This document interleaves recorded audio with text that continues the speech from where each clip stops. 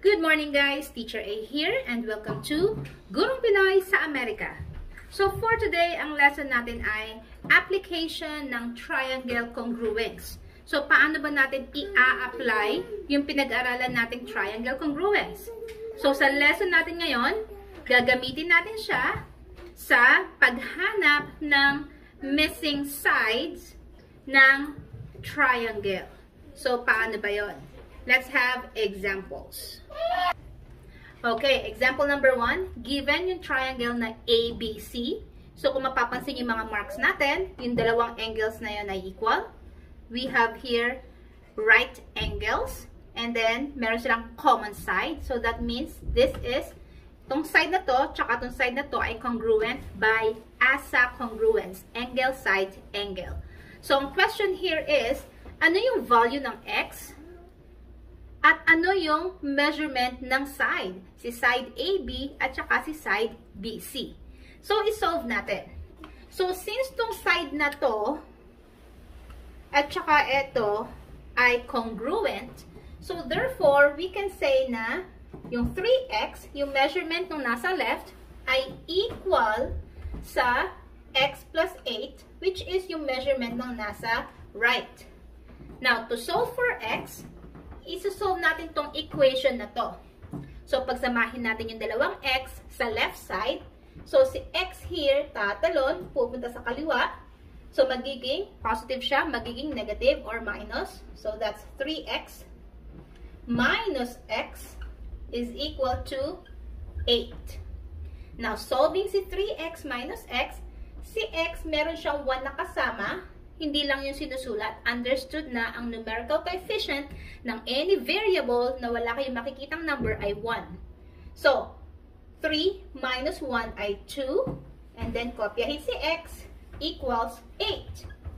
Now, para malaman kung ano si x, divide both sides by 2 para ma-cancel out si 2 kasi 2 divided by 2 ay 1 times x ay x equals 4. So, therefore, ang value ng x ay 4. Tapos na ba tayo? Not yet. Kasi hindi pa natin alam kung ano yung measurement ng mga sides. Since equal silang dalawa, kahit alin ang gamitin natin dito, pareho lang na magiging sagot. So, i-try natin sa first side. Si line segment AB. Line segment AB is equal to 3x. Palitan si x ng sagot natin, which is 4. So, this means 3 times 4. Therefore, ang measurement ni AB ay 12 units. Itong AB na to. Now, 12 din ba si x plus 8? Kailangan 12 din siya kasi equal silang dalawa. Try natin. So, line segment BC. Si line segment BC ay equal sa x plus 8. Palitan natin si x ng 4. So, this is 4 plus 8. Adding these two numbers, 4 plus 8 is 12. So, mapapansin nyo, yung dalawang line segments, they are both equal sa 12. Okay? So, that is just example number 1. Number 2 example. Okay, example number 2, we have your triangle EGH, wherein tong side na tayo 5x, si line segment EH ay 5x. Si line segment GH ay 3x plus 10. And again, congruent tong dalawang triangles na to by asa congruence. Angle, side, angle. So, again, ano yung value ng x? And ano yung measurements ni line segment EH and line segment GH? So, simulan na natin. So, katulad kanina, since congruent yung dalawang triangles, that means tong side na to ay congruent sa side na to.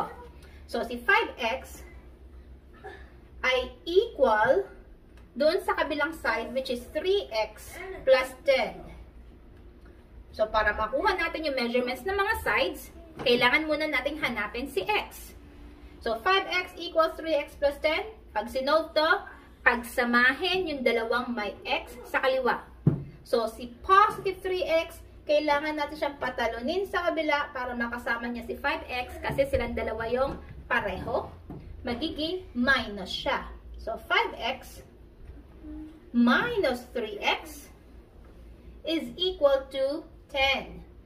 So, solve natin. Si 5 minus 3 ay 2. Kopyahin si x. Kopyahin si equals 10. And then, para ma-solve si x, mawala si 2. I-divide both sides by 2. Para ma-cancel out si 2. Kasi, kapag dinivide, it is equal to 1. Matitira si x. Equals 5. 10 divided by 2 ay 5. So, therefore, x is equal to 5. Now, ano yung measurements ng mga sides kung 5 ang value ng x? So, i-check natin si line segment EH. So, eto siya, EH, wherein ang measurement niya ay 5x. So, 5x, ibig sabihin, 5 times x. So, palitan si x ng 5. So, magiging 5 times 5 na siya. 5 times 5 is 25.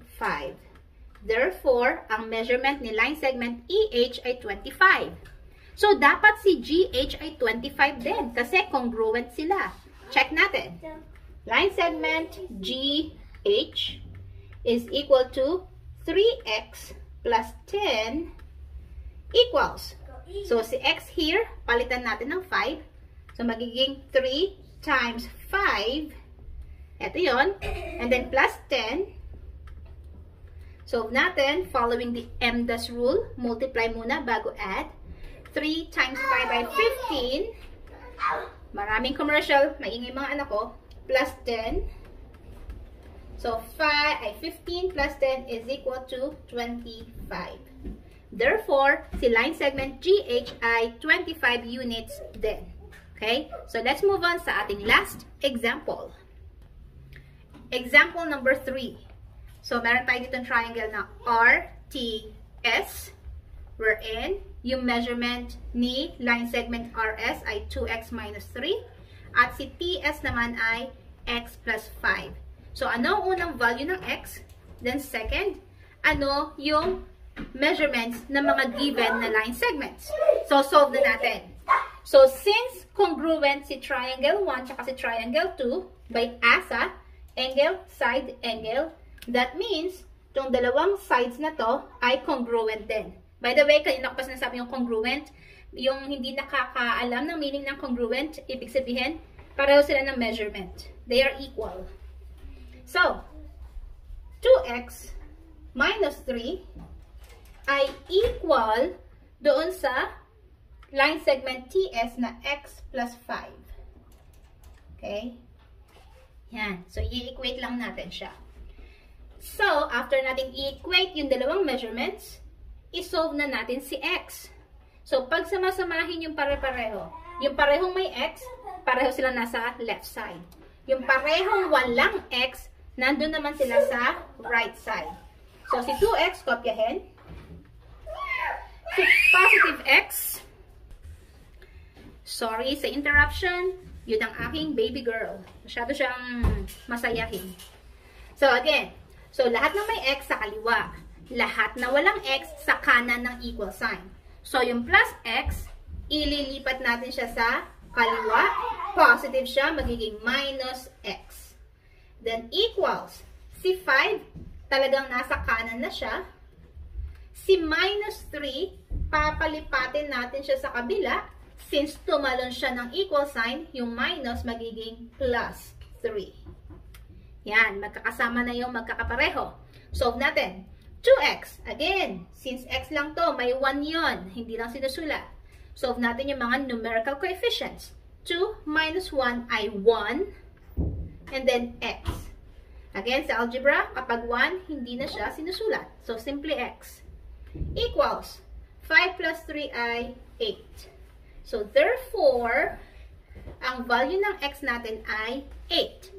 Now, kung 8 ang x, ano ang measurement ni line segment RS at ni line segment TS? Solve natin. So, si line segment RS ay 2x minus 3.